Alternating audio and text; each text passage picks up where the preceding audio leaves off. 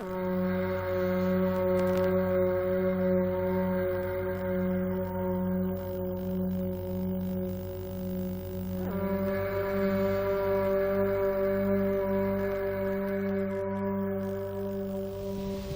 ne connaît pas encore l'homme, on ne connaît pas ses espaces, comment aujourd'hui il pourrait vivre.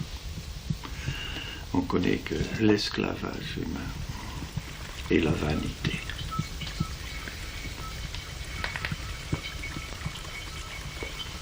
On a commencé à camper presque, et on a trouvé cet endroit qui était pas mal.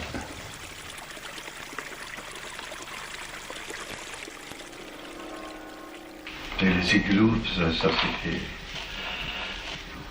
dans ma jeunesse. Les gosses ont joué, construit des igloos avec de la neige.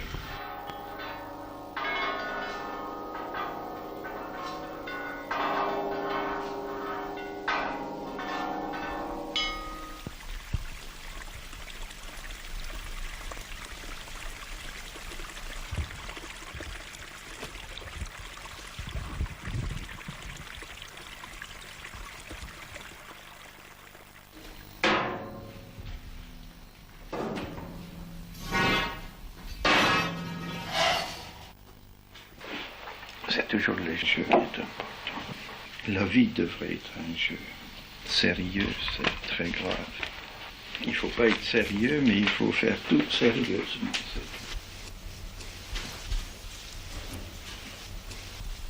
Donc on peut composer des choses comme on veut. Ça peut venir ici. N'importe, ça peut s'évoluer. Et avec ça, on peut jouer. Tu peux créer des patios. La façade devient tellement variée par rapport au système orthogonal, autoconstruction, que tout le monde construit sa baraque.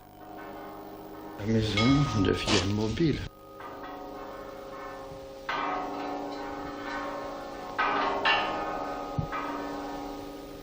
Si on veut, on peut sortir, ouvrir, tourner de ce côté, envoyer sur la piscine. De l'autre côté, il y a le salle à manger.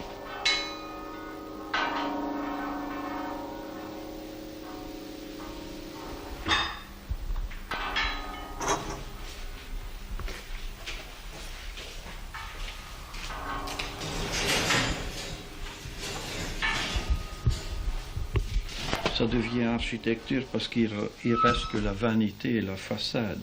Quand tu entres dans une maison orthogonale vide, dans un appartement vide, qu'est-ce que tu ressens comme sentiment? Qu'est-ce que tu vas mettre dedans? Comment tu vas tuer? Il faut accrocher un rideau, il faut mettre une armoire, il faut accrocher des tableaux par n'importe quel moyen, tuer côté orthogonal, parce que les surfaces planes, c'est insupportable, c'est une telle agressivité. Après, tu mets dessus des papiers peints, de n'importe quoi pour tuer cette surface plane. Et ça, c'est un domaine que nous ne connaissons pas, c'est l'habitologie qui va étudier. On simule des situations et on analyse les sentiments qu'on reçoit.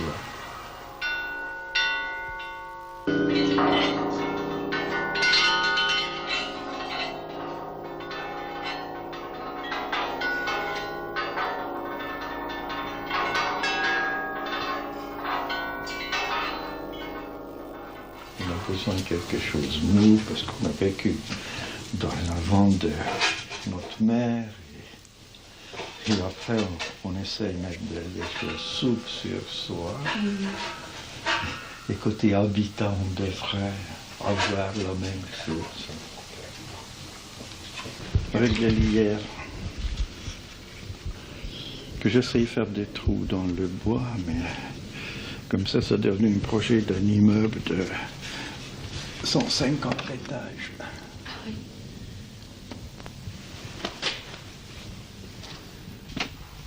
Je cherche des matériaux avec lesquels on peut rendre ça charnel. Et c'est formidable. Parce qu'avec ces choses, on arrive à... J'essaye des choses, ça coûtait 9 francs, celui-là 10 francs, 11 francs.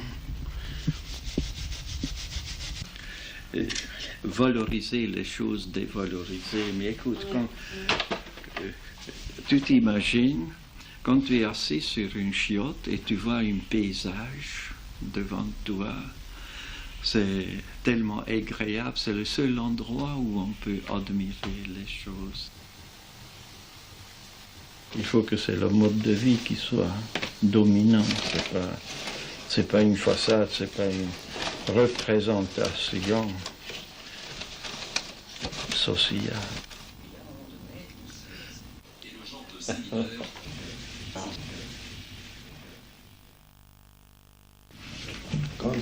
Quand j'entrais dans le confrérie des fumeurs de pipe à Saint-Claude, on a demandé,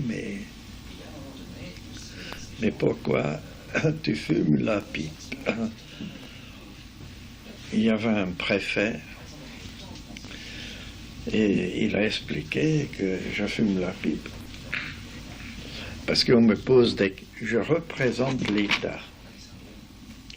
Et on me pose des questions cons, ou c'est moi qui est con, que j'arrive pas à répondre immédiatement, et après, j'allume ma pipe, que je fume très mal, et ça me donne du temps à réfléchir pour pouvoir répondre. Et après, quand c'est moi qui a passé, j'expliquais, oh, je fume la pipe, mais je ne sais pas fumer la pipe.